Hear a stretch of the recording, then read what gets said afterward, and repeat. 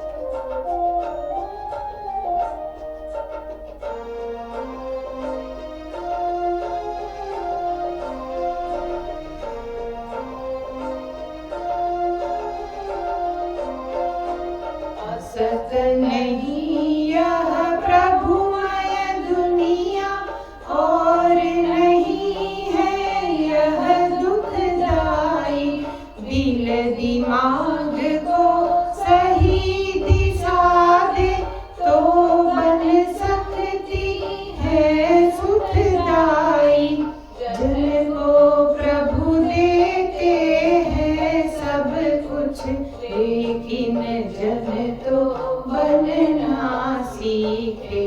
ईश हमें देते हैं सब कुछ, हम भी तो कुछ देना सीखे। जो कुछ हमें मिला है प्रभु से, वितरण उसका करना सीखे।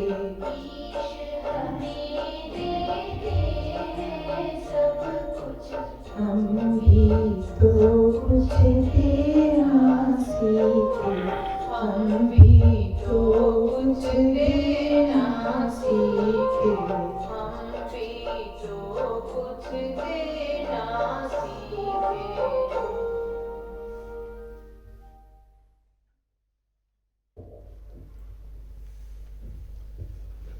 आप सभी लोग अपने अपने मोबाइल फोन स्विच ऑफ करें।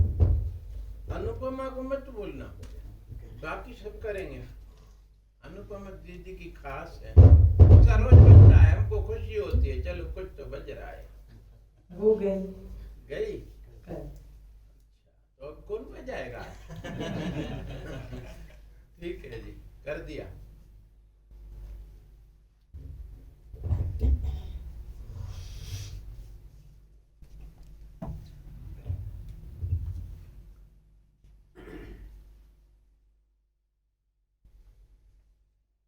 आपने इस प्रार्थना का एक एक शब्द अगर जीवन में उतार दिया तो रास्ता मिल जाएगा।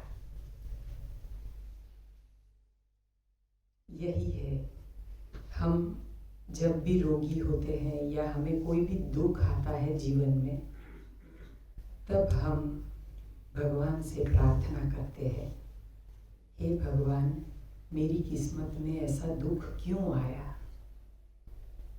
भगवान को पूछते हैं, कभी अपने आप को नहीं पूछते हैं, क्योंकि उसके जवाबदार आप खुद हो। अभी भी समझ जाओ, कोई भी दुख आपके जीवन में है तो आप खुद ही उसका निवारण कर सकते हैं। कहा है लास्ट कली में, दिल दिमाग को सही दिशा दे।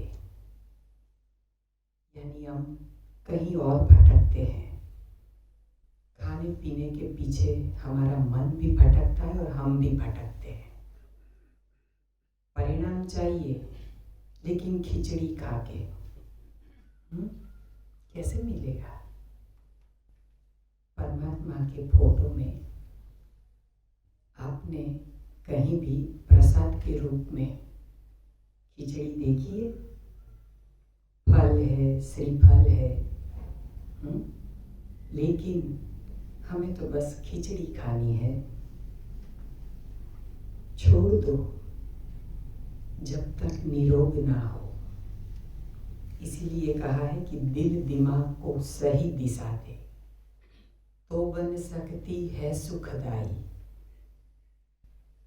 अपने जीवन को सुखदाई बनाना है, और किसके लिए कर रहे हैं? केवल अपने लिए, न पति के लिए, न पत्नी के लिए, न बच्चों के लिए। पहले तो खुद स्वस्थ होना है ना। तो क्या थोड़े दिन आप अपने परमात्मा को समर्पित नहीं हो सकते? थोड़े दिनों की तो बात है, जब आप घर पे नहीं कर सकते हो तभी तो ऐसे संस्थान में हम आते हैं जहाँ पे हम अच्छी तरह से उपवास, रसाहार, फलाहार कर पाए।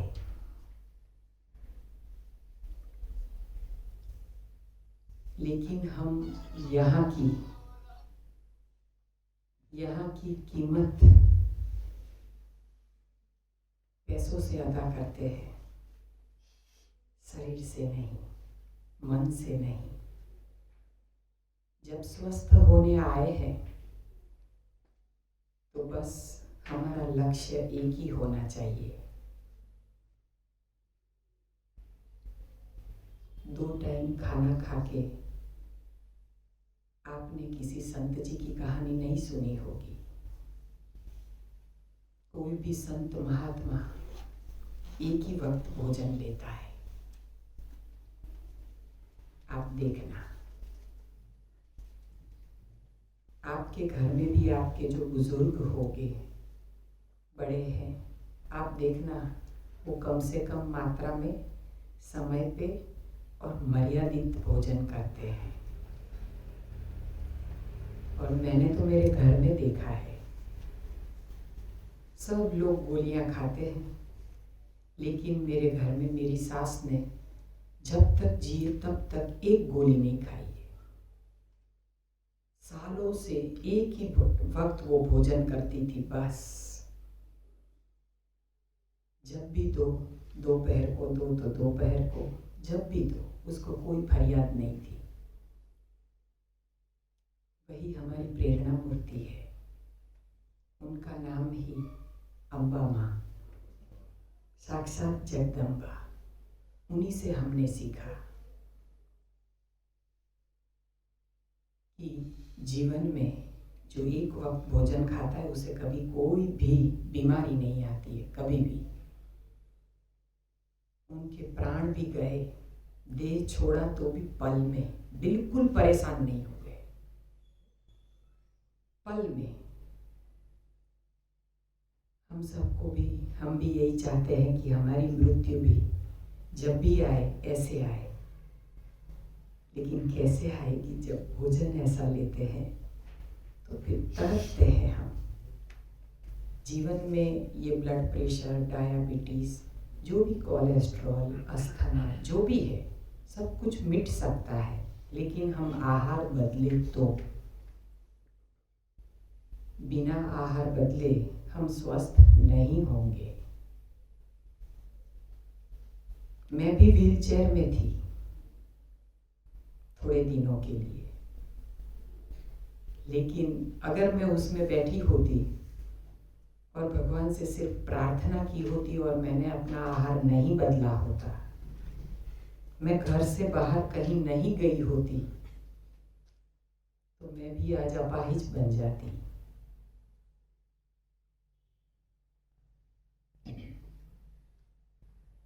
लेकिन मुझे खड़ा होना था। मेरा ये दृढ़ निर्णय था कि कुछ भी हो जाए, मुझे जो कुछ भी हुआ है, कुछ मेरी भूल है, उसको सुधार के मुझे अपने बच्चों के लिए, परिवार के लिए खड़ा होना है। और तब जब अपना निश्चय, अपना विश्वास उसकी ओर होता है ना, वो आता है और हमें सही दिशा दिखाता है, वहीं पे ले जाता है। आप केवल एक बार सच्चे मन से प्रभु से प्रार्थना करना, फिर देखना कि प्रभु आपको कहाँ ले जाता है, अस्पताल या ऐसे कोई सेमिनार में।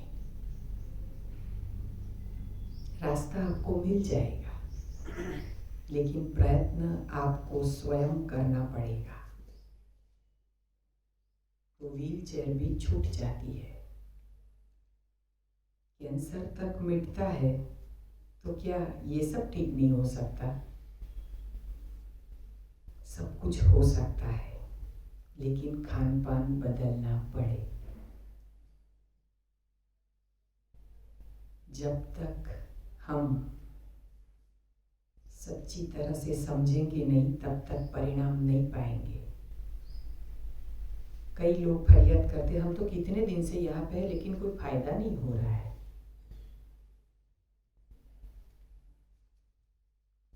फायदा चाहते हैं, लेकिन खाना खा के, मैंने पहले भी बोला कि नहीं होगा। हो सके उतना कम और ज्यादा से ज्यादा उपवास, इसको डाइवर्ट कर दीजिए, किसी काम में लगा दीजिए। रूम पे बैठे रहेंगे तो भूख लगेगी, हेल्प में चले जाइए कहीं भी, फिर देखना। वर्क इज वर्शिप कहते हैं ना, काम को ही पूजा बना दो, तो वो प्रेयर वो सुनता है और आपके रोग चले जाते हैं।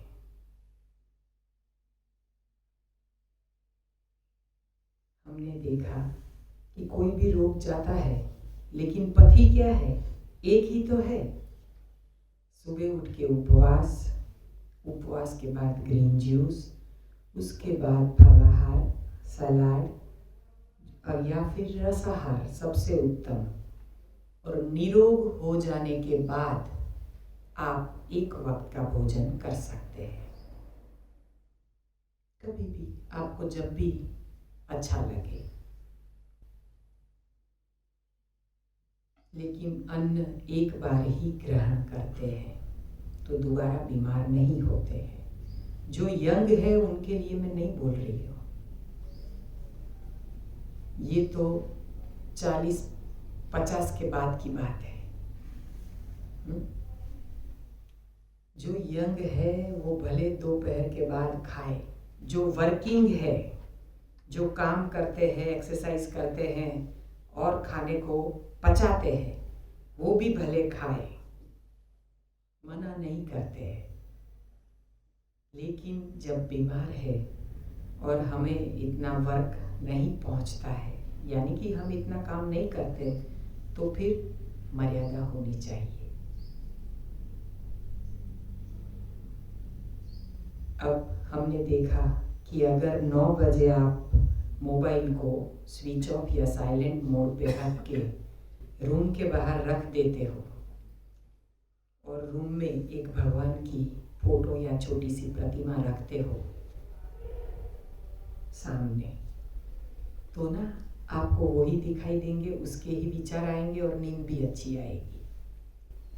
माहौल असर करता है व्यक्ति को।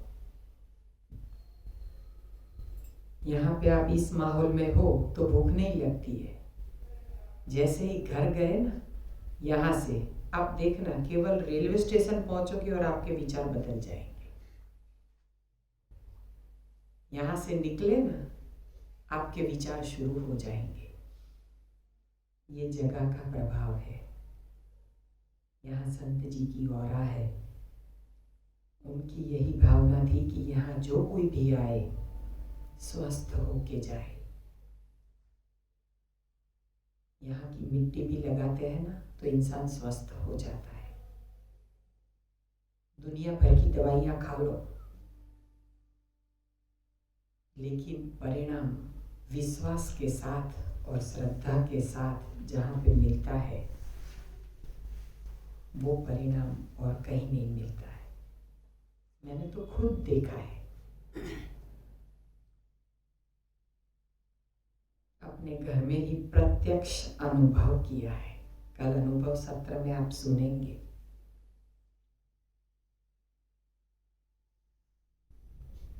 कैसा भी रोग हो, अगर इंसान का विश्वास और श्रद्धा आप इधर लेके आए हो कि आप यहाँ से मिटा के जाओगे तो 10 दिन में आपको परिणाम मिलेगा, लेकिन प्रयत्न करना पड़ेगा, उसके अलावा नहीं जाता है।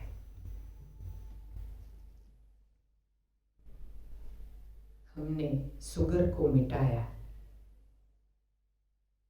अच्छा किया, लेकिन अब वापस तो नहीं लाना है ना शुगर, तो इसी राह पे चलते रहना। जब भटक जाओ तब वापस आ जाना। इंसान है, मन चंचल है, मन भटकता तो है, लेकिन जब भी हम रास्ता भूले तो अब आपका एड्रेस आपके पास है।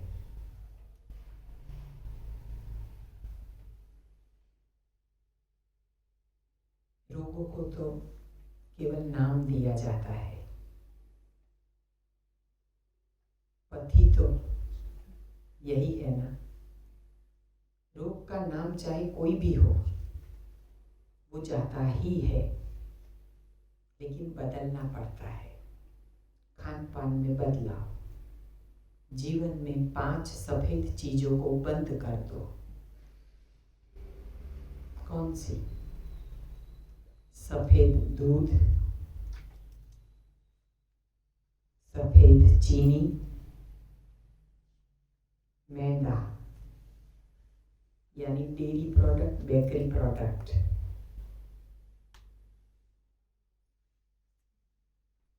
सफेद नमक, आयोडाइज नमक, जो हमारा ब्लड प्रेशर बढ़ाता है और आहिस्ता आहिस्ता ब्लड प्रेशर की वजह से आपका हार्ट का पंपिंग कम हो जाता है और फिर हार्ट ब्रॉड होता है, फिर हम बाईपास तक पहुंचते हैं। ऐसे ही नहीं पहुंचते सीधे सीधे। तो आयोडाइज्ड नमक नहीं खाएंगे, सेंधा नमक खाएंगे, वो भी कम, हो सके वहां तक कम, जिसमें जरूरत नहीं है। फल के जूस में या फ्रूट्स में मत डालो, नेचुरल लो, बीमारी नहीं आएगी। 4 सफेद चीजें हो गई, दूध, चीनी, नमक, मैदा। 5वां है, अपने आप से या किसी से सफेद झूठ मत बोलिए। मैं ये नहीं खाती या मैं वो नहीं खाता। तो रोग कहाँ से आया? कहीं ना कहीं भूल करते हैं तो ही रोग आता है। बस ये 5 सफेद चीजें छोड़ दी, अब आपका स्वस्थ जीवन आपके हाथ में है। जब कुछ भी हो जाए तब क्या करेंगे? उपवास, एनीमा और आराम। 24 घंटे में खड़े हो जाओगे। डालना बंद और निकालना शुरू। गंदगी तो इधर ही भरी है ना, यहीं से तो विचार आते हैं। तो डिप्रेशन है तो काहे का घबराना? गोली छोड़ दो। डिप्रेशन की गोली क्या करती है? आपको सुला देती है, इसको कट ऑफ कर देती है। तो प्रभु का स्मरण भी तो यही करता है। सिमरन करो, उसमें मन लगाओ। ध्यान के अलावा और कोई रास्ता नहीं है। लेकिन आज किसी के पास वक्त ही नहीं है। जिसको भी पूछो बोले बाबा बहुत काम है, मैं वक्त नहीं है। अब जिसको खुद के लिए वक्त नहीं है वो औरों के लिए वक्त कैसे निकालेंगे? एक वक्त आप खाएंगे, मन को मत मारो। ऐसे है तो हफ्ते में एक दिन चीट डे रखो। अगर बहुत मन खाने में ललचा जाता है तो आप हफ्ते में एक दिन चीट डे, संडे है, पूरे लोग घर पे है, सब कुछ अच्छा अच्छा बन रहा है, खाने का मन कर रहा है, खा लो। आखिर तो पामर मनुष्य हो तो मन तो भागेगा, खा लो। लेकिन इसके पीछे एक शर्त है, उसके दूसरे दिन उपवास चाहिए। आज चीटिंग डे, कल फास्टिंग डे या ज्यूस डे। सरभर हो गए, नहीं होंगे रोगी। रमेश सर कहते हैं ना कि हम तो बाहर जाते हैं तो जो भी देखते हैं खाने को मन हो जाता है। हाँ, तो हम भी इंसान हैं, कभी मन हो जाए तो पूरा कर देने का। लेकिन हो सके वहां तक मन पे संयम रख के ऐसी चीजें ना खाए जिससे बीमार पड़े। बाहर का ना खाए, घर का खाए, काफी फर्क पड़ेगा। और जीवन में थोड़ा सा बदलाव। कैसा? खान पान में बदलाव कैसे लाओगे? पहला, रिफाइंड ऑयल बंद करो। कच्ची घानी का अपने देश में जो पकता है उसका तेल खाए। कच्ची घानी का, तिल का तेल, तिल के ऊपर से तेल नाम पड़ा है।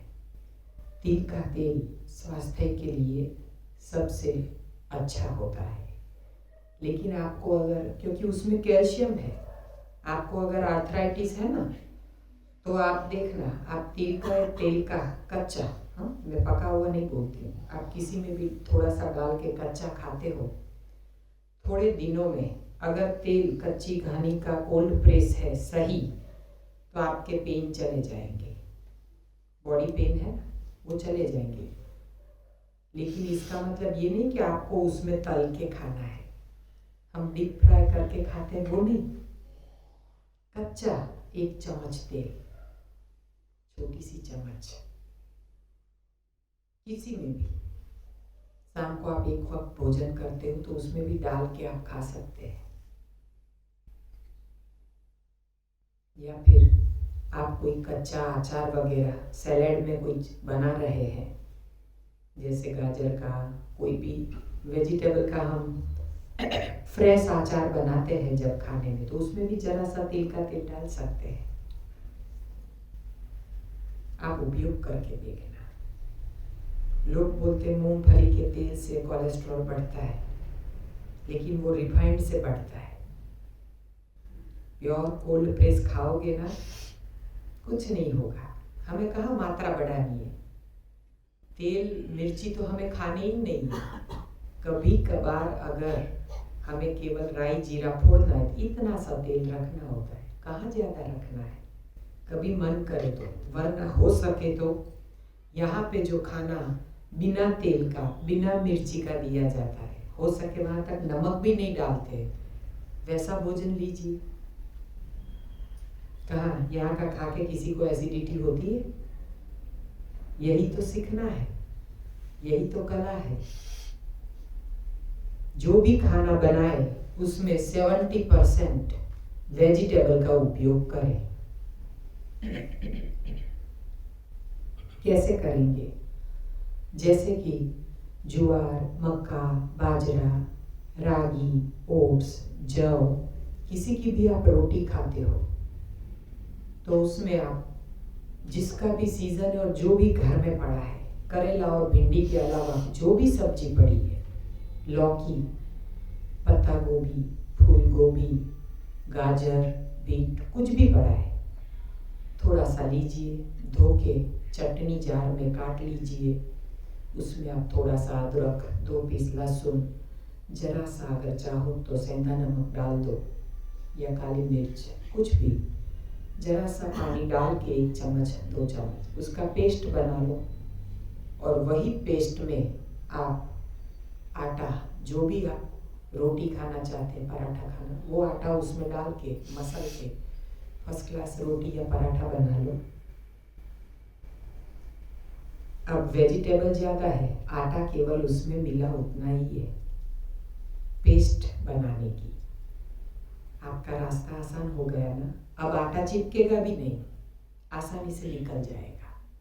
हम लोग केवल पानी से आटा बनाते हैं, वेजिटेबल से बनाइए। जैसे हम नहीं पराठे बनाते हैं, कभी मेथी का, कभी पालक का, धनिया, पुदीना, गाजर, कुछ भी घिस के भी डाल सकते हैं, कद्दूकस करके भी डाल सकते हैं। दाल बनाए तो भी सारे वेजिटेबल डाल दीजिए, जो भी डालने हैं। इतनी सी दाल डालिए, कितनी पौष्टिक हो जाएगी, सांभर की तरह। हमारी उम्र है, अगर हमें कोई दाल हजम नहीं होती है तो मूंग की छिलके वाली दाल तो हजम होती है, मूंग तो हजम होते हैं, तो वही थोड़े से डाल दीजिए। सूप पीना है और साथ में प्रोटीन भी लेना है। पूरे दिन केवल फल सलाद पे है तो प्रोटीन में क्या, सूप में भी आप सहजन की फली रोजाना डालें 2।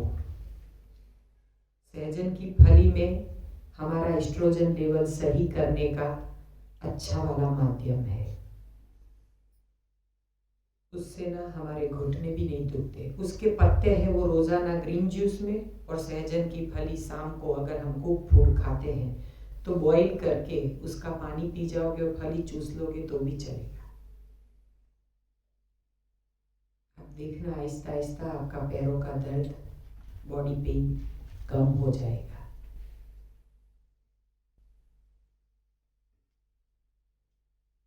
जो भी सूप भी बनाना है तो उसमें भी आप इतनी सी कोई भी दाल आपको जो पसंद है डाल सकते हैं। हफ्ते में 1 या 2 बार प्लांट स्टेरॉइड यानी राजगीरा का उपयोग करो। राजगीरा बहुत अच्छा होता है। आप तिल के तेल में जरा सा तेल रख के उसको सेक के उसका सीरा भी बना सकते हैं, उसकी राब भी बना सकते हैं और उसको हल्दी और काली मिर्च वगैरह डाल के मसाले वाली राब भी बना सकते हैं। हेल्दी है, अपने बच्चों को दो फिर पता चले। कोई भी वे प्रोटीन की जरूरत नहीं पड़ती है इसमें, क्योंकि मैं अपने बच्चों को देती हूँ, हफ्ते में 2 बार देती हूँ। हमारे बच्चे भी जाते हैं ना फुटबॉल में, इतनी एक्सरसाइज करते हैं, सब नेचुरल डाइट ही लेते हैं, शाम को खाना खाते हैं, अंकुरित उबला हुआ खाते हैं दोपहर को, लेकिन यही भोजन पे चलते हैं। जैसे यहाँ पे डाइट दिया जाता है ना, उसी डाइट पे।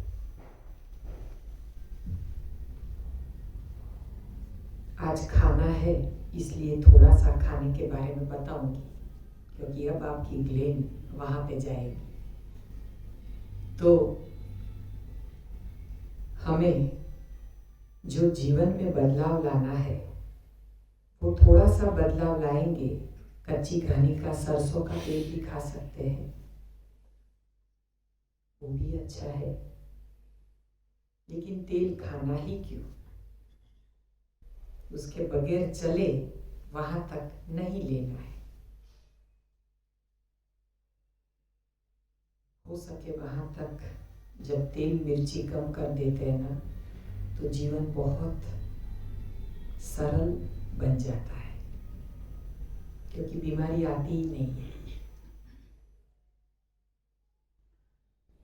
शाम को आप चावल वगैरह खाना चाहते हैं तो उसमें भी पुलाव की तरह वेजिटेबल ज़्यादा चावल कम, हो सके तो ब्राउन राइस लीजिए,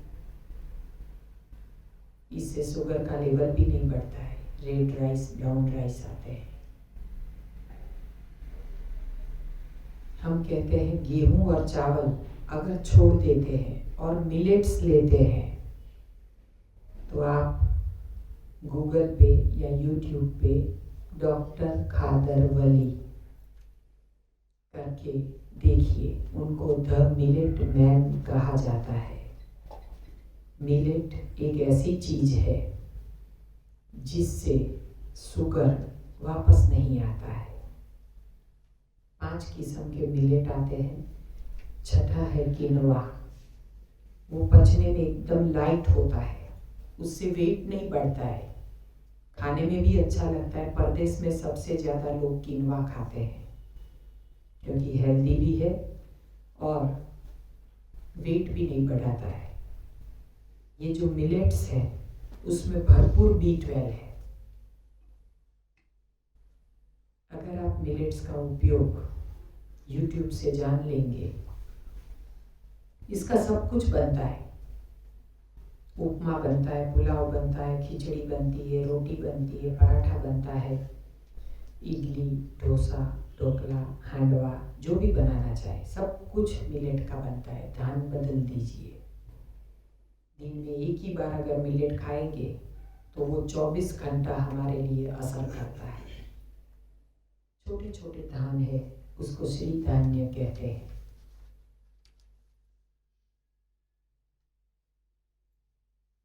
क्योंकि इसका भी हमने अनुभव लिया है तभी बोलते हैं।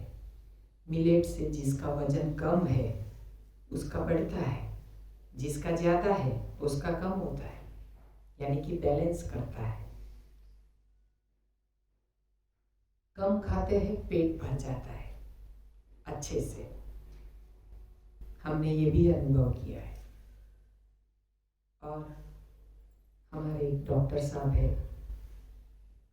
वहाँ पे अहमदाबाद में, रेडियोलॉजिस्ट है, पति पत्नी दोनों, डॉक्टर भावेश भाई दवे। हो सका अगर उन्होंने जवाब दिया तो आज हम उनका अनुभव फ़ोन पे लेंगे, अगर वो फ्री हुए तो। वो भी यहाँ आ चुके हैं उपवास के लिए। उनको 17 साल पहले सीवियर डायबिटीज़ डिटेक्ट हुआ था और 17 सालों से वो गोली भी खा रहे थे,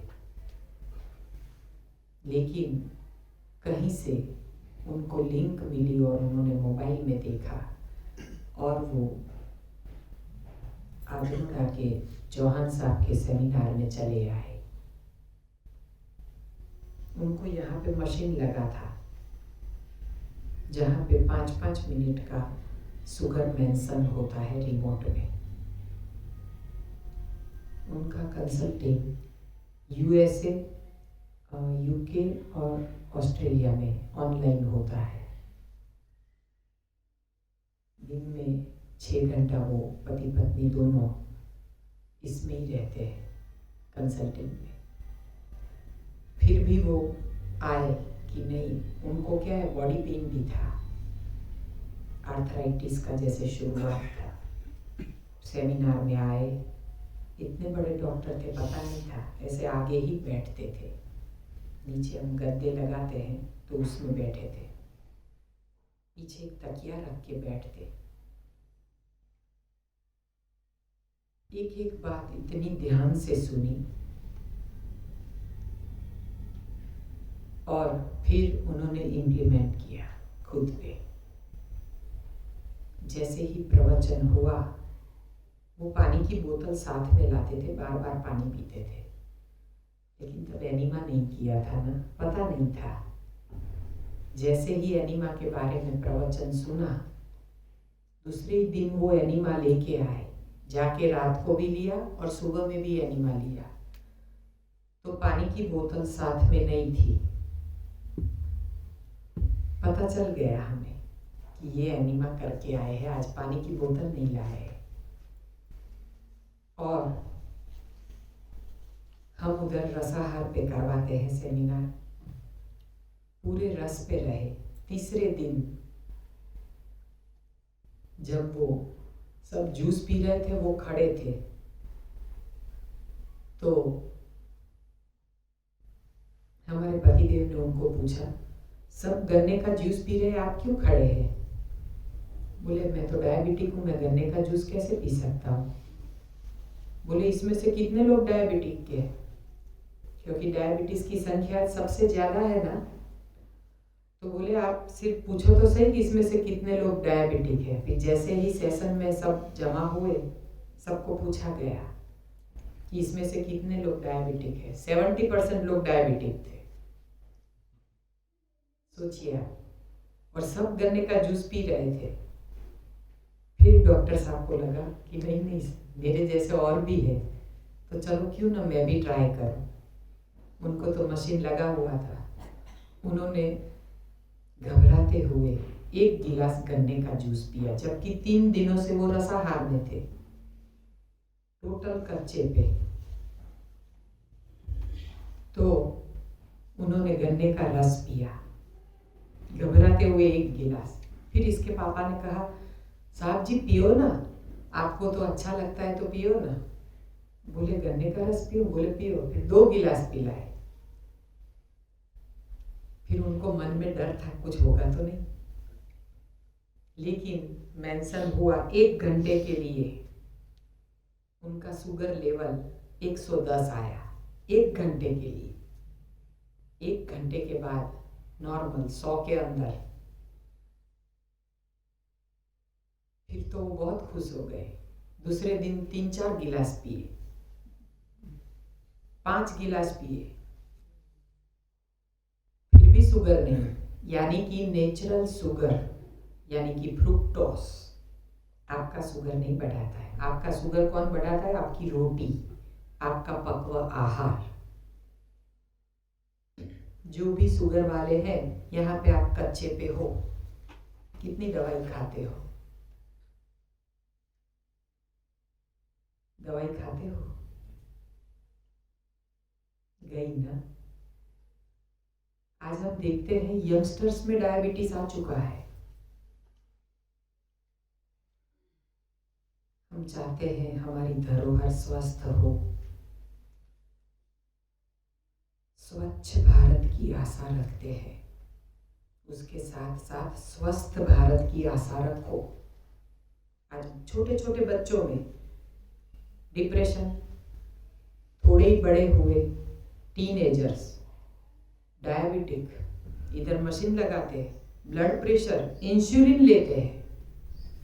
5-5 साल के बच्चे हमारे पास आते हैं, उसकी माँ बोलती है इसको डायबिटीज है, हम इनके लिए आपको मिलने आए। तब अंदर से दिल रो उठता है।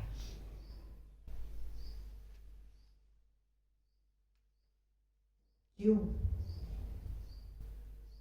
आप नहीं बदलोगे तो आपके बच्चे बीमार पैदा होंगे। मिटाना होगा इसे।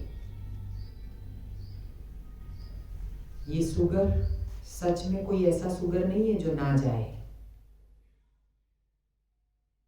वो डॉक्टर साहब ने जो भी, चौहान साहब ने कहा, हमने कहा, जो भी हमारे वक्ता आए थे, सबको उन्होंने सुना। तब हमारे पास वो रमेश, यहाँ जो रमेश सर है ना, वो भी आए थे सेमिनार में, जो प्रोजेक्टर पे सब दिखाते हैं। सब कुछ एक एक बात डॉक्टर साहब ने देखा, माइंड में उतारा। फिर हम लोग अपने सेमिनार में 4-5वें दिन निर्जल उपवास करवाते हैं। जो कर सके उनको छोड़ देते हैं उनके हवाले, कि जो भी करना चाहे केवल उंगली उठाए, हमें पता चले कितनों का बनाना है। फिर डॉक्टर साहब बोले कि मैं निर्जल करूँगा। उन्होंने उंगली ऊपर की ना, तो बाकी कई लोगों ने की।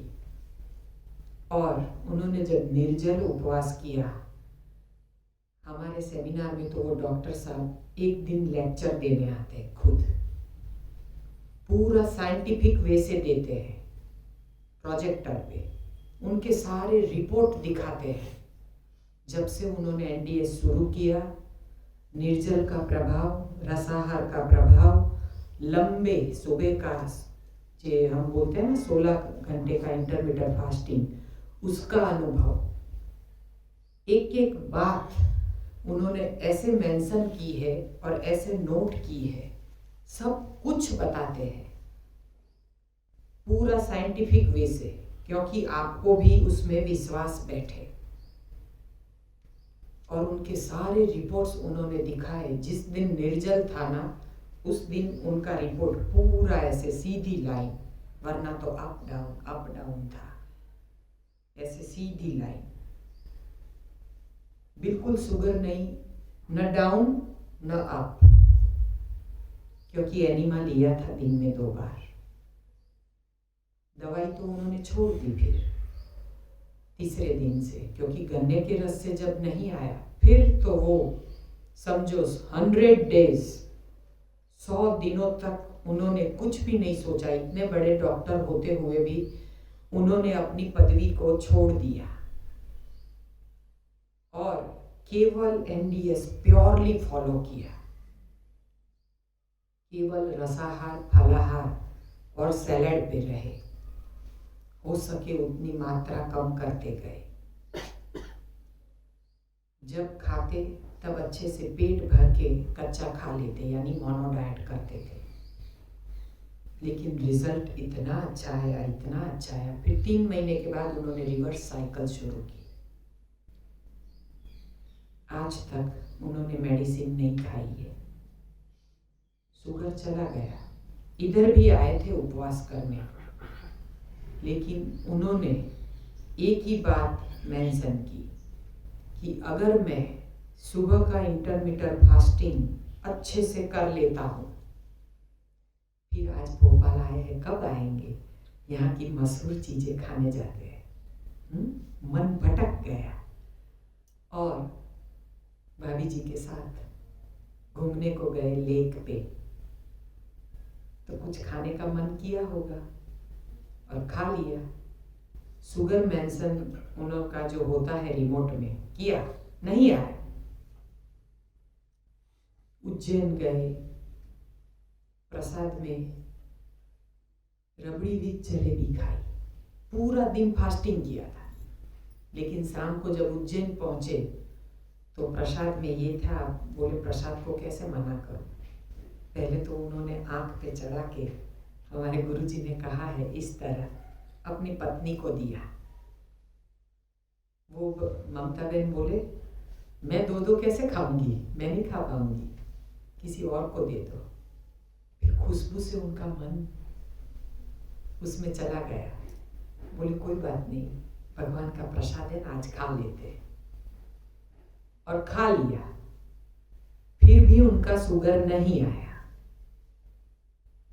अब उनको पता चल गया कि ये जो फास्टिंग है, जब करते हैं, कोई भी भूल करते हैं तो सुबह का फास्टिंग मत छोड़ो। क्योंकि कहीं बाहर जाते हैं, कहीं शादी में जाना है, रिसेप्शन में जाना है तो खाना है। हमें पता है कि आज शाम को हमें खाना है बाहर, बस आज का दिन सुबह से लेकर शाम तक उपवास खींच लो। हो सके वहां तक ना रह पाओ तो ग्रीन जूस या कोई भी जूस ले लो, वेजिटेबल जूस या कुछ भी। हो सके तो करेले का रस लो, क्योंकि शाम को आप मीठा खाने वाले हो। पता है ना कि हम शादी में जाने वाले हैं, वहां पे खाएंगे, तो आप नीम गिलोई, तुलसी और हल्दी का पानी या फिर ककड़ी करेला टमाटर का जूस ले लो, 2 पीस लहसुन डाल के।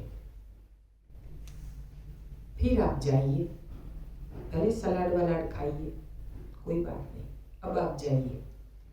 फिर आप कुछ भी एक वक्त खाएंगे ना, आप देखना आपका शुगर नहीं आएगा। दूसरे दिन नोट करना, लेकिन एनीमा अवश्य करना। आज बाहर का खाया है तो एनीमा नहीं भूलना है। एनीमा का पॉट तो हमें 2 पैर कपड़े कम ले जाओ, लेकिन कहीं भी जाओ, कहीं भी एनीमा का पॉट पाइप साथ में ही रखने का। क्योंकि कहीं भी जाए हम गलती करते हैं तो रात को तो हम अपने रूम पे होते हैं ना, रात को एनीमा करके सो जाओ, आपकी सफर भी सफल हो जाएगी, आप बीमार नहीं होंगे। और सुबह का फास्टिंग करना सीख लो। आसान रास्ता हो गया ना, आसान, बस ऐसे ही तो करना है। अगर मिल्क प्रोडक्ट ले ली, मिल्क प्रोडक्ट ध्यान रखना, तो शुगर आएगा। मिल्क प्रोडक्ट नहीं लेनी है, और मिल्क प्रोडक्ट लेनी है तो फिर दूसरे दिन लंबा उपवास, पहला जूस कड़वा, बीच वाला कड़वा और आखिरी जूस कड़वा, और उस दिन कच्चे पे रहना है और 2 बार एनीमा, तो आपका शुगर नहीं आएगा। इतना करके देखना। करेला मैंने बताया ना, ककड़ी करेला टमाटर रेचक है, अपने पेट से पुराने मल को ऐसे खोल के सब फेंक देता है, खींच लाता है नीचे, इसीलिए ककड़ी करेला टमाटर बोलते हैं। और उससे भी नहीं निकलता है, क्योंकि तंदूरी रोटी खाओगे, रुमानी रोटी खाओगे मैदे वाली, तो नहीं निकलेगी। ये तो एनीमा भी उसे नहीं निकाल सकता है। जहां आपने मर्यादा तोड़ी, फिर वहां पे कठिन परिश्रम करना पड़ेगा। वो सब चीजें मत खाना।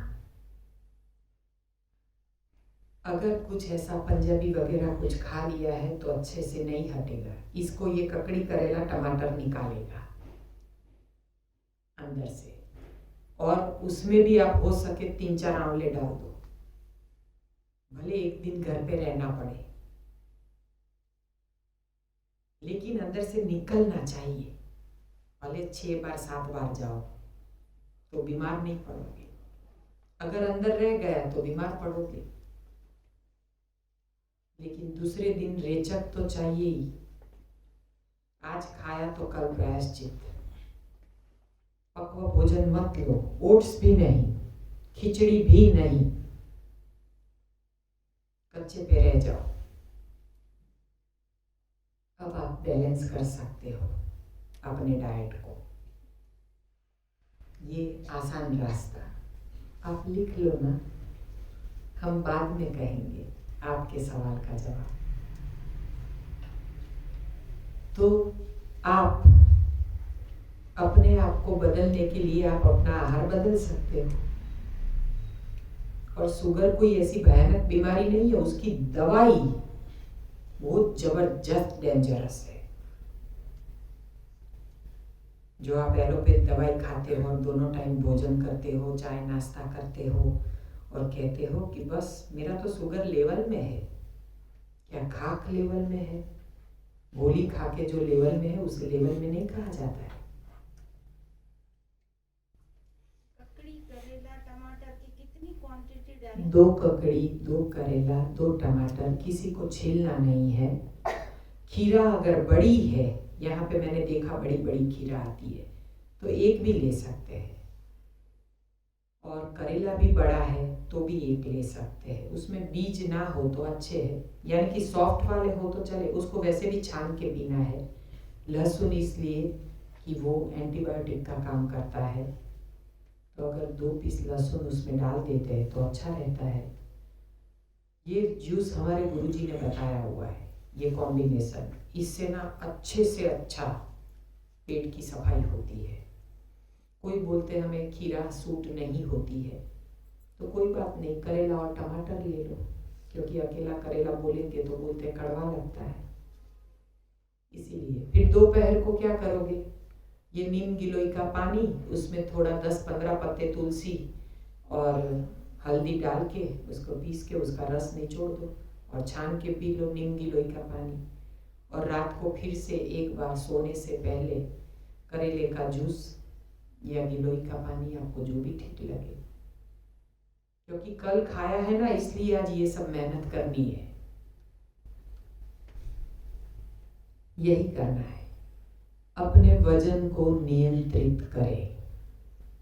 हमारा दुश्मन कौन है? हमारा वजन, पाकिस्तान नहीं है। कोई हमारा दुश्मन नहीं है। अगर वजन हद से ज्यादा है तो फिर आप बीमार होने ही वाले हो। वजन का फुल फॉर्म गुजराती में हमने ऐसे बनाया, वधारे जमवू नहीं, यानी कि ज्यादा खाना नहीं। वजन का फुल फॉर्म संयम बरतने का। बस वजन को नियंत्रित किया, अब शुगर भी नियंत्रित हो जाएगा, ब्लड प्रेशर भी नियंत्रित हो जाएगा। शुगर की एक गोली आपकी किडनी डैमेज कर सकती है। हम ये नहीं कहते कि आप एलोपैथ के बिल्कुल विरुद्ध में जाओ, इमरजेंसी में एलोपैथ ही काम आता है। हमें किसी से नफरत नहीं करनी है। एलोपैथ को भी हम साथ में रखेंगे, सर पे नहीं रखेंगे, अपनाएंगे नेचुरोपैथी, फिर आप स्वस्थ रह सकते हो। लेकिन जहाँ इमरजेंसी, कहीं कोई एक्सीडेंट हुआ, हड्डियाँ टूट गई, तो जाना पड़ेगा ना ऑर्थोपेडिक के पास, सर्जरी बोले तो भी करवानी पड़े। प्लास्टर करवा के अगर आप आराम करते हो और ग्रीन जूस और रॉ डाइट पे रहते हो तो हड्डी जुड़ जाती है आराम से, क्योंकि उसका हीलिंग आराम से होता है। अगर डॉक्टर एक बार ठीक बिठा के आपका प्लास्टर कर देते और आपका पैर नहीं हिलता है और आप कंप्लीट रॉ डाइट पे हो, तो आपको आपकी जो भी तकलीफ है चली जाएगी। आप देखना 1.5 महीने में आप खड़े हो जाओगे, ये अनुभव है। लेकिन करना पड़े, खाना भी है और सर्जरी भी नहीं करवानी, और थोड़ा थोड़ा दीदी ने कहा है वो करेंगे, तो थोड़े थोड़े में परिणाम नहीं है। हम क्या करते हैं, थोड़ा थोड़ा करते हैं, इंसान की आदत होती है। थोड़ा खुद का करते हैं, थोड़ा गुलाब सर का करते हैं, फिर थोड़ा अर्जुन सर ने कहा वो करते हैं, थोड़ा रमेश जी ने कहा वो करते हैं, और फिर चाहते हैं कि खिचड़ी खा के हमें परिणाम मिले। भूल जाइए, इससे अच्छा है कंप्लीट किसी एक को समर्पित हो जाइए।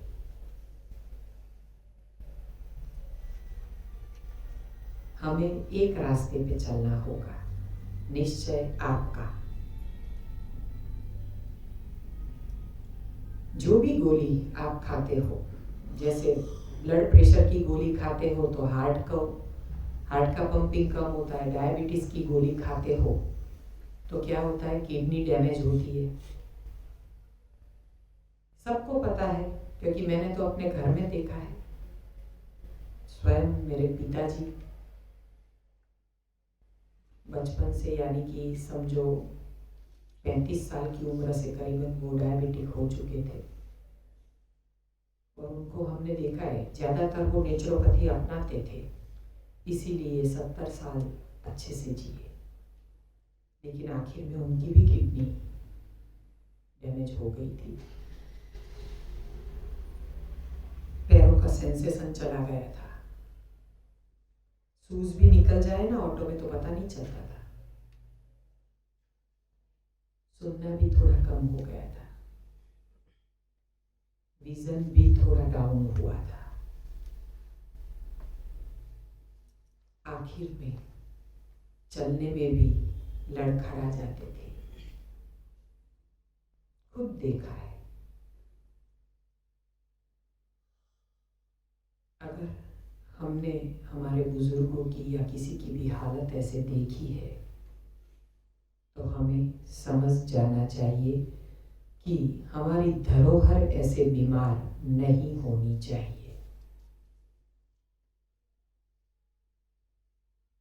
एक दादाजी और दादी जी इधर आए हैं जो बोलते हैं हमारे बेटे को ना अस्थमा का प्रॉब्लम है, उसको बहुत खांसी आती है।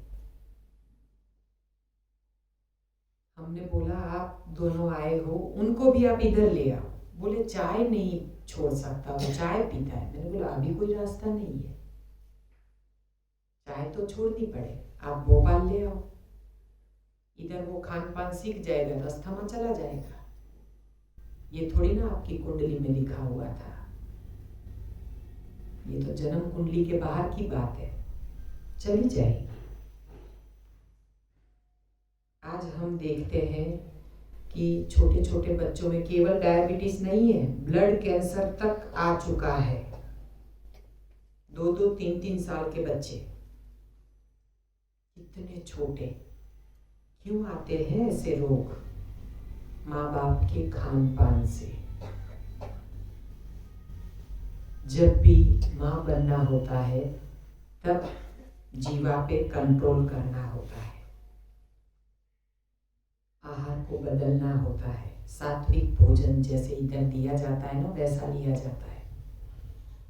हम ये नहीं कहते कि भाई आप कंप्लीट कच्चे पे रहो, लेकिन थोड़ा बहुत तो फॉलो कर सकते हैं ना। दोपहर तक जूस, फ्रूट सलाद, और दोपहर के बाद फिर आप जो भी खाना चाहे वो भी सात्विक और घर का। तो फिर आपको झांसी की रानी या अभिमन्यु पैदा होंगे। लेकिन आजकल माताएं जॉब करती है और बाहर से मंगवा के खाती है, कभी पिज्जा मंगवाएगी, कभी बर्गर मंगवाएगी, कभी सैंडविच मंगवाएगी। फिर एक रोगिष्ट बच्चे को मां जन्म देती है। रोगिष्ट बच्चे को जन्म देना सबसे बड़ा गुनाह है। ये मां के हाथ पे है।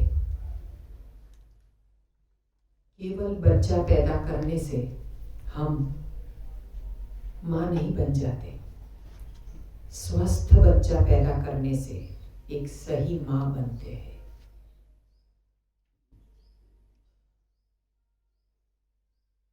परमात्मा ने स्त्री को चुना है मां बनाने के लिए। संयम की मूर्ति, शक्ति उसे कहा जाता है। लेकिन आज वही मां जॉब पे जाती है, अपने बच्चे को खाना ही गलत दे के जाती है। ब्रेड दे के जाएगी, सैंडविच दे के जाएगी, ऐसी भी क्या जल्दी, इतनी जल्दी है तो कोई मेड रख लो, कुक रख लो। हम तो हिंदुस्तान में रहते हैं, लेकिन गलत भोजन क्यों अपने बच्चे को? फिर देखिए बच्चों को ऐसे ही हम देखते हैं, आजकल के बच्चे ना बेदस्वी होते जाते हैं। क्यों? बस यही खान पान से। खान पान बदल दो तो सब कुछ अपने आप हट जाएगा, कोई भी रोग नहीं आएगा। लेकिन बदलना तो हमें पड़ेगा ना, तभी तो हमारा बच्चा बदलेगा। जब घर में देखेगा तो वो अपनाएगा ना। इसीलिए हमें खान पान में बदलाव लाना है। जितनी हो सके उतनी नेचुरोपैथी घर में अपनाओ। हम देखते हैं कि कई लोग ऐसे दालचीनी का पानी पीते हैं, सौंफ का पानी पीते हैं, मेथी का पानी पीते हैं, लेकिन सुबह में चाय पीते हैं। अब ये सब पानी पे पानी फिर जाता है। आप जो भी औषध के रूप में लेते हो ना, वो सब पे पानी फिर जाता है। अगर चाय पी लेते हैं और फिर चाहे आप पूरे आयुर्वेद पे या किसी भी वेद पे उल्टे क्यों ना हो जाओ, कोई पथी असर नहीं करने वाली है। काढ़ा पियो ना, यहाँ पे सीख लो ना। अब लता जी का सेशन है, सब कुछ सिखा देगी। बहुत आसान है, सबके ऑप्शन मिल जाते हैं। बस बदल दो अपना जीवन और खान पान, सारे रोग चले जाएंगे।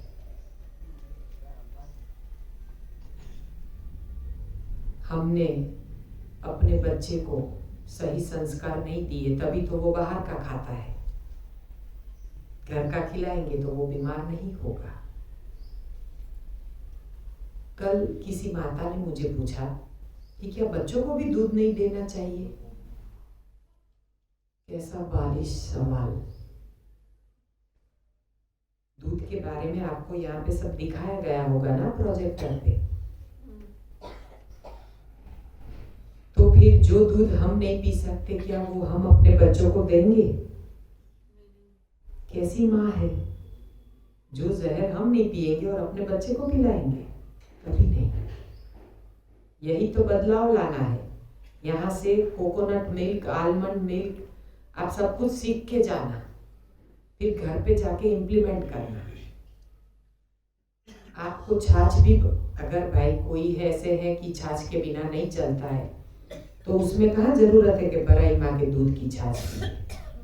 कोकोनट मिल्क निकालो, उसमें आप नमक, जीरा यानी कि सेंधा नमक, काला नमक और जीरा मसाला छाछ बनानी है तो कड़ी पत्ता, पुदीना, धनिया डाल दो और उसमें नींबू डाल दो, आपकी छाछ रेडी, इंस्टेंट। आपको दही जमाने की भी जरूरत नहीं है। हमें केवल सीखना है। किचन में जाओगे, केवल आप, रोज नहीं जाना, लेकिन आप जब फ्री हो और वो लोग भी फ्री है तो आप पूछोगे कि आज आपने हमें जो दिया वो आपने कैसे बनाया, बता देंगे आपको। फिर घर पे जाके आपको बनाना है और परिवार को खिलाना है। इतनी अच्छी छाछ बनती है कि आप वो छाछ भूल जाओगे। जोड़ों में जकड़न, बॉडी में पेन है, आर्थराइटिस की शुरुआत है या कुछ भी है, आप अगर दही और छाछ छोड़ देते हो ना, तो देखना काफी बदलाव आएगा। क्योंकि लोग रात को जो छाछ वगैरह पीते हैं ना, वो बड़ाई माँ के दूध का, उसी से पैरों में दर्द होता है, खिंचाव आता है। वो छोड़ दीजिए। खाने के साथ किसी को आदत है खिचड़ी और दूध खाते हैं, बिल्कुल विरुद्ध आहार है। पल्सीज के साथ कभी दूध नहीं लिया जाता बड़ाई माँ का। आप नारियल के दूध की, अगर खट्टापन कम पसंद है तो कम नींबू डालें, उससे वायु नहीं होगा। या नारियल का दूध भी आप डाल सकते हैं खिचड़ी में और खा सकते, बहुत अच्छा लगता है। जी, वजन तो नहीं बढ़ेगा? वजन, आप नारियल का दूध बहुत गाढ़ा मत निकालना, 2 बार निकलता है, एक बार पीस के निकाला, एक बार निचोड़ लिया, फिर दोबारा वही पल्प में पानी डाल के जो निकालते हैं वो पतला वाला दूध। आप अगर वजन बढ़ाना नहीं चाहते हैं और कोलेस्ट्रॉल आपका अगर ज़्यादा है तो आप दूसरे नंबर वाला दूध लीजिए, पहला वाला दूध बच्चों को दीजिए। अगर उसमें भी टेस्ट ना बने तो पहला वाला दूध थोड़ा सा डाल दीजिए अंदर, ज़्यादा नहीं, तो आपका वजन नहीं बढ़ेगा। हेज़लनट मिल्क आप अपने बच्चों को दे सकते हैं, इससे रेस्पिरेटरी सिस्टम, लंग्स पावरफुल होते हैं। हमारे जो फेफड़े हैं वो पावरफुल होते हैं। हेज़लनट काबुली चने जैसे आते हैं, उसको जिसका भी दूध बनाना है ना, ओवरनाइट भिगा देने का। 10 बादाम भी आप रात को भिगा देते हो, सुबह में उठ के अच्छे से धो लो, उसका छिलका निकाल दो और उसको चटनी जार में या न्यूट्री ब्लेंड में किसी भी छोटे जार में आप उसका पेस्ट बना लो। जिसका भी दूध बनाना है पहले कम पानी से उसका पेस्ट बनाना है, बारीक चटनी। उसके बाद उसमें आप आवश्यकता अनुसार पानी डालें, थोड़ा सा, आधा गिलास, पौना गिलास, आपको जितना बनाना है। क्रश कर दो। बादाम के दूध को तो छानने की भी ज़रूरत नहीं है। हेज़लनट मिल्क भी नहीं छानोगे तो चलेगा, कोकोनट मिल्क छानना पड़ता है क्योंकि उसमें नारियल का बूरा आता है। जी, बादाम के दूध में भी नींबू डाल सकते हैं? डाल सकते हैं ना, छाछ बनाना है तो? डाल सकते हैं, लेकिन अच्छी लगती है वो है नारियल की। आप खुद बना के देखना, तो ऐसे आप बदलाव ला सकते हैं। आपके बच्चे को अगर आपको दूध ही देना है तो सही दूध दो, लेकिन सुबह सुबह में नहीं। सुबह सुबह में कोई भी दूध से शुरुआत मत करो, जूस से शुरुआत करो। ग्रीन जूस, नींबू पानी, संतरे का जूस, ऐसे। जब भी बच्चा मांगे तब पूछे बगैर मत परोसो। माँ होती है, उसको बहुत लाड प्यार होता है ना अपने बच्चे को, और बच्चा क्या करता है, मोबाइल और टीवी देख के खाना खाता है। पता नहीं वो क्या खा रहा है, प्रसाद खा रहा है या क्या खा रहा है, और कितना खाएगा वो भी उसको पता नहीं चलेगा। कभी भी टीवी और मोबाइल के सामने परिवार को खाने के लिए नहीं बैठना चाहिए। भोजन के समय मौन, प्रभु का स्मरण अंदर, तो वो भोजन अमृत बन जाएगा।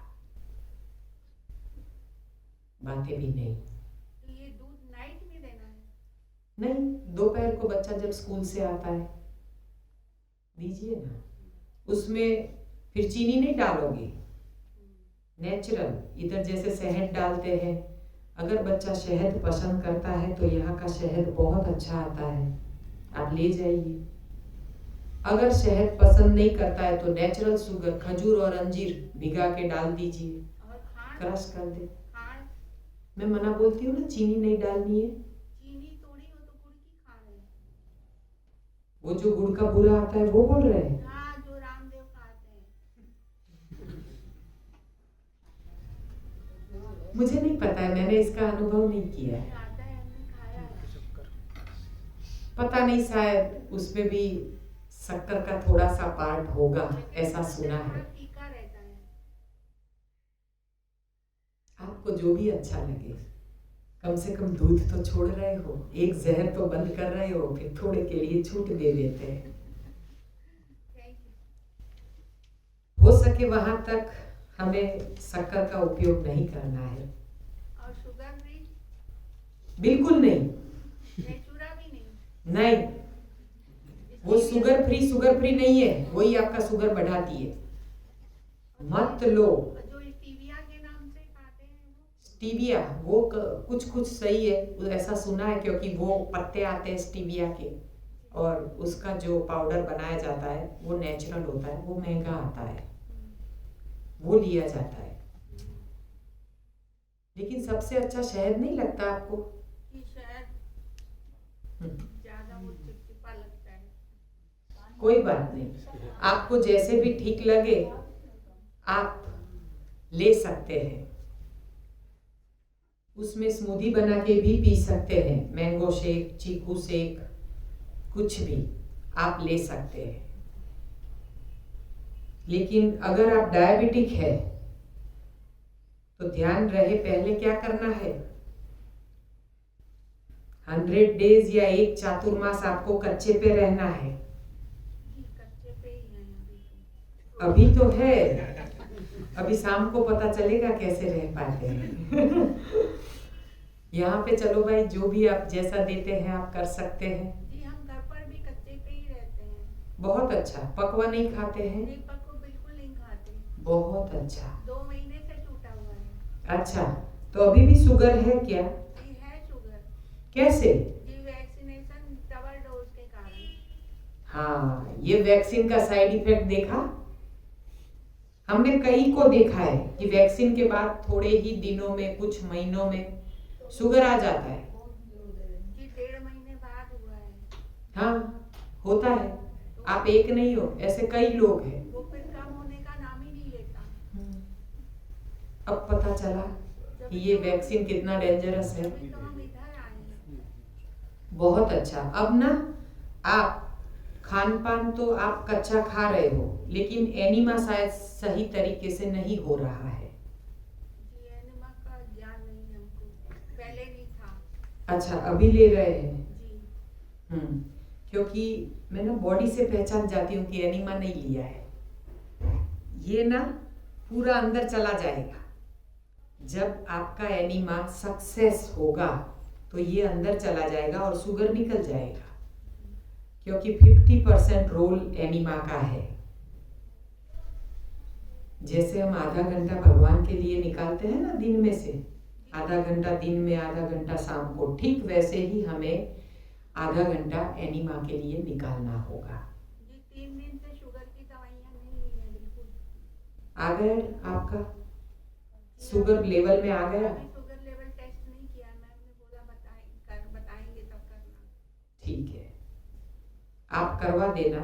अगर कंप्लीट कच्चे पे हो और सच्चा वाला एनीमा ले रहे हो, आपका एनीमा आपको असर करता है, तो आपका परिणाम बदल जाएगा, वरना नहीं बदल सकता है, क्योंकि एनीमा का रोल इसमें 50% है। आप अगर आपका परिणाम बदलना चाहते हो तो कंप्लीट फॉलो करके देखिए, परिणाम केवल 3 दिन में आता है। तो जी एक दिन में कितनी बार एनिमा करें? 2 बार। वक्त है तो 3 बार भी कर लीजिए। इधर काम क्या है? एक ही तो काम है, डालना कम और निकालना ज्यादा। बस आसान है।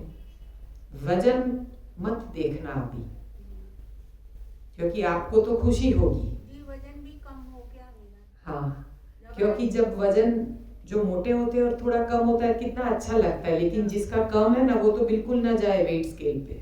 जब आए थे तो 91 था, अब 87 है। अच्छा, बहुत अच्छा। 4 kg कम हुआ है। ये काफी अच्छी बात है। जी 11 तारीख को आए थे हम यहाँ से। अच्छा, तो आपका वजन के साथ साथ आपका शुगर भी जाएगा, बिल्कुल चला जाएगा। जिन्होंने भी वैक्सीन लिया है, हम किसी के खिलाफ कुछ बोलना पसंद नहीं करते हैं, लेकिन फिर भी कहते हैं मानव कल्याण के कारण कि यहाँ पे आते हैं तो एक मन में यही सूत्र रहता है, मानव सेवा ही माधव सेवा है। अगर हमने भूल कर दी है, वैक्सीन ले ली है, तो उसका भी तो प्रायश्चित करना पड़ेगा। जिन्होंने भी वैक्सीन ली है, अपक्व आहार लेके, एनिमा लेके पहले अपने बॉडी का डिटॉक्स अच्छी तरह करें।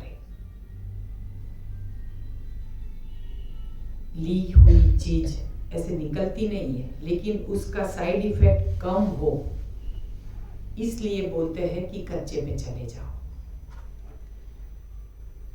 कई लोग ऐसे हैं, हमारे सेमिनार में भी जो आते हैं बोलते हैं वैक्सीन के बाद ना कान में आवाज आती है, सीटी बजती है।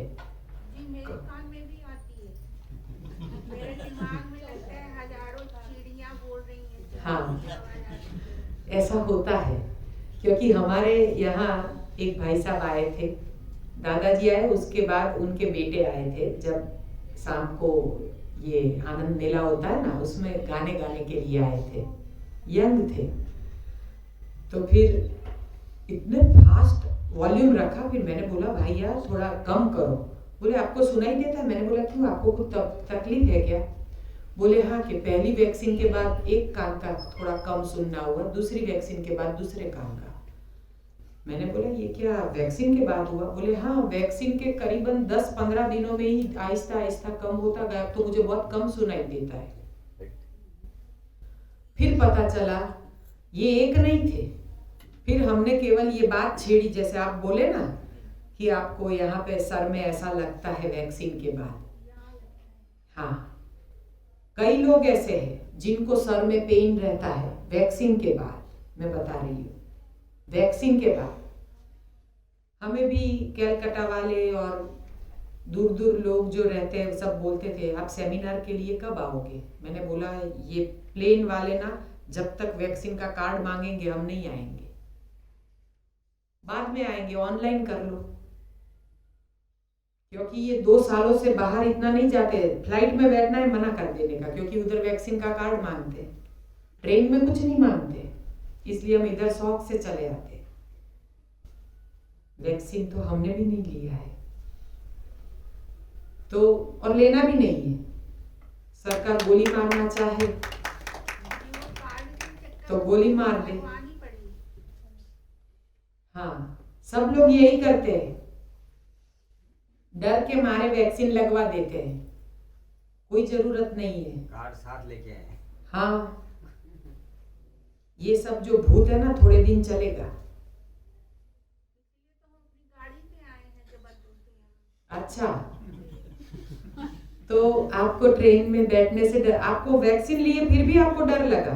हाँ, अभी लोग बोलते हैं मास्क लगा के चलो, तो ऐसा है वैसा है, सैनिटाइज करो हाथ को। ये सैनिटाइज कर करके तो लोगों को आप देखिए सोराइसिस जैसी बीमारी होने लगी है, हाथों में खुजली, बॉडी में खुजली। मैं ज्यादा तो नहीं करती, दिन में 2 बार जब बाहर निकलती हूँ तो करती हूँ। कुछ करने की जरूरत नहीं है, सिर्फ साबुन से अच्छे से हाथ धो लिए, या अच्छे से हमने हाथ अच्छे से धो लिए नमक नींबू से भी, तो भी चलता है, किसी से भी, बस हाथ धोए हुए चाहिए। और 16 घंटे का इंटरमिटेंट फास्टिंग चाहिए, और गंदगी इधर नहीं चाहिए, तो कोई बैक्टीरिया नहीं लगते। मैं तो बिल्कुल बिंदास घूमती हूँ, बिल्कुल डर नहीं है मुझे। जो भी कोरोना पेशेंट है उसके पास भी जाती हूँ। मेरी माँ को ही हुआ था और मैं बिंदास उसका रूम भी क्लीन करती थी, उसे खाना भी देती थी, उसको स्टीम का पानी भी, खाना यानी जूस। लेकिन भगवान की कृपा से कुछ भी नहीं हुआ है, क्योंकि सुबह का फास्टिंग और एनीमा रोजाना कर देती थी, क्योंकि मुझे भी तो सेंटर पे जाना होता है, वहां तो कई लोग आते हैं, मिलने भी आते हैं, तो फिर सबके बीच जब जाना होता है तो हमें पहले अपने आप को स्वस्थ रखना पड़ता है, क्योंकि हम किसका कुछ ना ले, लेकिन हम किसी को भूल से कुछ दे न दे, इसीलिए हम डरते हैं और इंटरमिटेंट फास्टिंग लंबा करते हैं। वैसे भी आदत है, और कोरोना ने तो कितना कुछ सिखा दिया है। एक जो भी चीज होती है या जो भी हमें हालात होते हैं, हर चीज के 2 बाजू होती है, एक सिक्के की 2 बाजू। वैसे ही कोरोना ने काफी कुछ सिखा दिया, कितने लोगों को नेचुरोपैथी की ओर डाल दिया। आपने देखा परिणाम है कहीं इसके अलावा? कहीं भी नहीं है। एलोपैथ वाले देखो मर रहे, जो अस्पताल गए वो गए, वापस कहाँ आते? आपने देखा होगा, ये रेमडेसिविर पता नहीं क्या क्या देते हैं, मुझे तो पूरे अच्छे से नाम भी नहीं आते। जी, हमारे मोहल्ले के तो 5 लोग चले गए। हाँ, हमारे परिवार के भी गए हैं अच्छे खासे। हमारे घर में भी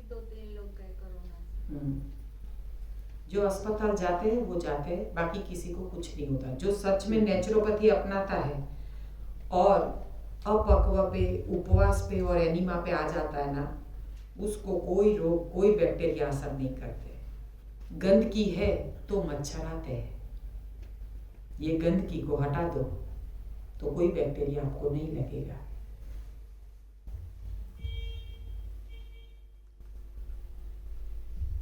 नारियल दूध में कौन कौन सा शेक बना सकते हैं? जो भी आप उस दूध में बनाते हो। अच्छा। वैसे ये तो फल कहलाता है।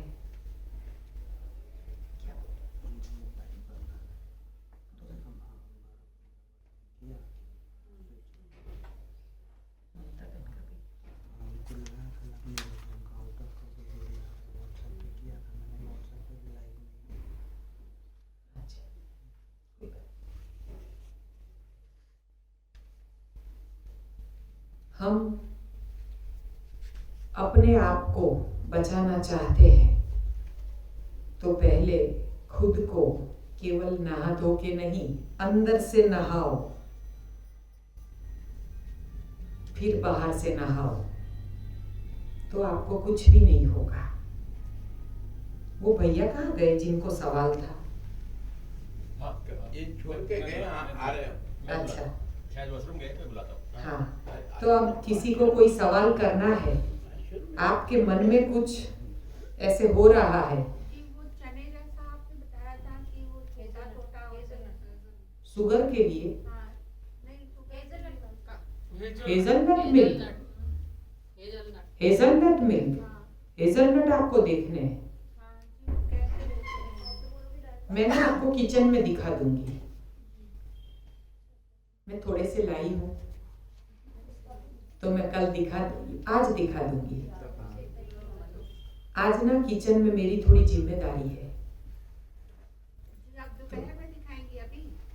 हाँ, है ना। तो आज मैं 10 बजे तक नहीं बैठूंगी, क्योंकि कुटिया पे प्रसाद जाता है, तो मुझे कुटिया के लिए जो प्रसाद बनाना है, यहाँ से थोड़ा टाइम पे जाना होगा। तो आपको कोई भी सवाल हो तो आप कर सकते हैं।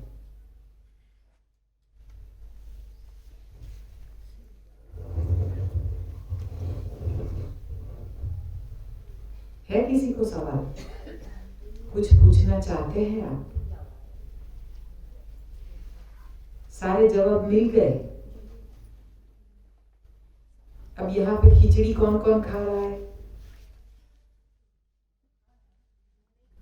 शाम को एक ही टाइम, एक ही टाइम। दोपहर को कच्चा। आप तो स्वस्थ है ना? ऑयल एनिमा ले रहे हैं ना, इसलिए डॉक्टर ने बोला है। और स्वस्थ है ना, आपको कोई बीमारी नहीं है। बीमार है और खिचड़ी खाते हैं तो छोड़ देना। थोड़े दिन आप करके देखिए, सलाद खाइए, वेजिटेबल का जूस पिए, लौकी का इधर जो दिया जाता है, ग्रीन जूस वगैरह, और अनुभव कीजिए। स्वयं 3 दिन कीजिए, केवल 3 दिन, क्योंकि 72 आवर्स ही हमें भारी पड़ते हैं पहले, फिर तो आसानी से हमारे उपवास हो जाते हैं। पहले 3 दिन में आप कैसा भी व्यसन हो छोड़ सकते हैं। मांस मदिरा बिल्कुल नहीं। भगवान ने हमें जन्म दिया है क्या हिंसा करने के लिए? हिंसक चीजें जब हम खाते हैं ना, बदल जाता है। मदिरा का सेवन क्यों? इससे अच्छा है सुमिरन कर लो, ध्यान कर लो। क्या पीने से ही हम अपने ख्याल को रोक सकते हैं? और कोई माध्यम, कोई मार्ग नहीं है क्या? एक ही माध्यम है, तप, सेवा और सुमिरन। उसमें सुमिरन अगर आपने पकड़ लिया तो तप और सेवा अपने आप हो जाएंगे। छोड़ दो किसी को जो भी आदत है, अपने परिवार के लिए, अपने परमात्मा के लिए, अपने इष्ट देव के लिए जो भी बुरी आदत है छोड़ दो। ये जीवन प्रभु ने हमें अपने लिए नहीं दिया है, अपने लिए तो हमारी युवानी होती है। जब हम यंग होते हैं तब अपने लिए जीते हैं। जब हम माता पिता बन जाते हैं तब हमारा दायित्व उस माँ और उस पिता की ओर जाता है। उसका ऋण अदा करना है जिसने हमें जन्म दिया है, इस पृथ्वी पे भेजा है। क्या करने के लिए? मदिरा पीने के लिए, शराब पान के लिए। शराब पीने के लिए नहीं भेजा है, न मांसाहार के लिए भेजा है। पराई माँ का दूध भी मांसाहार है। हर माँ का दूध अपने बच्चे के लिए है। मत करो ये पाप, सबका छीन छीन के पिया है, तभी तो ये हालत है। अभी तो छोड़ो, अभी तो जाग जाओ। इधर हम जागने के लिए आए। हमारे गुरु जी, संत जी, पूज्य भाऊ जी, जहाँ ऐसे प्रणेता होते हैं ना, तो वहाँ हमें सोना नहीं चाहिए। ऐसी प्रेरणा मूर्ति हमें जगाने के लिए होती है। वो ही हमें सच्चा मार्ग दिखाते हैं। जीवन किस लिए है? दुनिया में कितने कार्य हैं जिन्होंने अपना जीवन समर्पित किया है औरों के लिए। वो मूर्ति आपके सामने है। हम ढूंढते हैं प्रतिमा में, लेकिन स्वयं विराजमान है। भाग जाओ। नहीं। अरे माँ जी, आप हैं। बस जो मूर्ति आपके सामने विराजमान है, ये साक्षात देवी माता है। हमने इनसे बहुत सीखा है। आपकी जो भी बुरी लत है ना, इनके चरणों में छोड़ के जाइए, बहुत कुछ पाओगे। स्वास्थ्य लाभ तो पाओगे ही, लेकिन उसके साथ पूरे जीवन का भत्ता पाके जाओगे। अपने परिवार को आप निरोग कर सकोगे। अब इससे बड़ी चैलेंज और क्या हो सकती है? जब आपका परिवार निरोग है, उसको दवाई नहीं खानी पड़ती, आप खुद स्वस्थ है, तो आप समाज के लिए, देश के लिए कितना कर पाओगे। परमात्मा ने हमें समाज को और देश को हमारा दायित्व अदा करने के लिए भेजा है। हम चलो भाई लश्कर में जुड़ के देश की सेवा नहीं कर सकते, लेकिन खुद को स्वस्थ करके तो देश की सेवा कर सकते हैं। चलो भाई, एक का तो डायबिटीज गया। तो ऐसे सेवा यज्ञ में आप खुद जुड़े हो, अब औरों को भी जोड़ो। आप जहाँ भी रहते हो, जहाँ से भी आए हो, अपने गांव में, अपने शहर में, अपनी सोसाइटी में, अपने परिवारजनों में, समाज में आप ऐसे सेमिनार करवाइए ना, बुलाइए ना। रमेश सर जहाँ भी बुलाते हो आ जाते, अर्जुन सर भी आ जाते, हम भी आ जाते, हमारे गुरुजी भी आ जाते।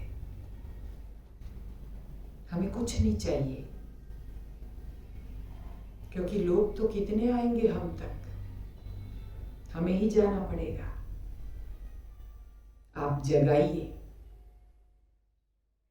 जगह जगह पे ये दीप जलाइए, ज्योत से ज्योत जलाइए, तो ही एक मसाल बनेगी और ये पूरा समाज, पूरा राष्ट्र, पूरा देश, पूरा वर्ल्ड, पूरी दुनिया दर्द रहित और दवा रहित हो सकती है। ये हमारे गुरुजी का ख्वाब है। दर्द रहित, दवा रहित पूरी दुनिया बने।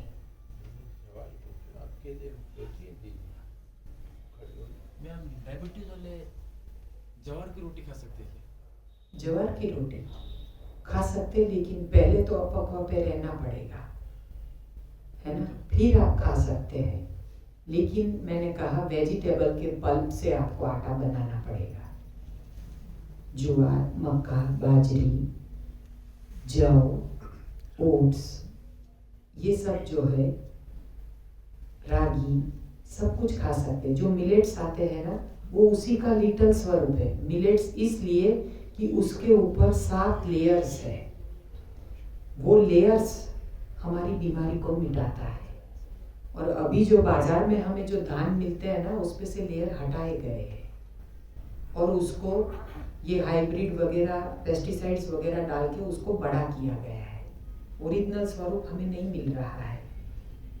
इसीलिए आप मिलेट्स का उपयोग कीजिए। मिलेट्स का कैसा बनाना है मिलेट्स को?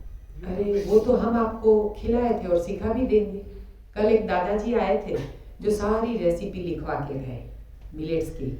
हमने सब कुछ लिखवाया, उपमा, पुलाव, खिचड़ी, ये डोसा, चिल्ला, इडली, उत्तपा, सब कुछ उनको सिखाया। एक ही प्रोसीजर है।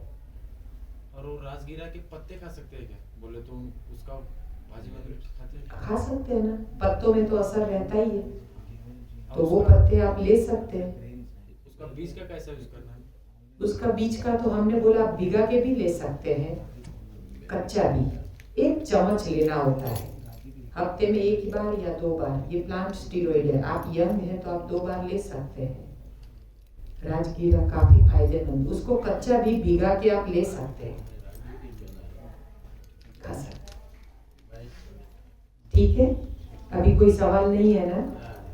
अच्छा जी, हमसे बोलने में कोई भी गलती हुई हो, किसी के मन को कुछ दुख पहुंचा हो, तो हृदय से माफी चाहती हूँ। और हमेशा आप बस एक ही लक्ष्य रखना कि पहले हमें खुद को स्वस्थ होना है और बाकी हमें सबको निरोग करना है। तो हमसे कोई भूल हुई हो तो माफ करना। सबको प्रणाम। हरि ओम।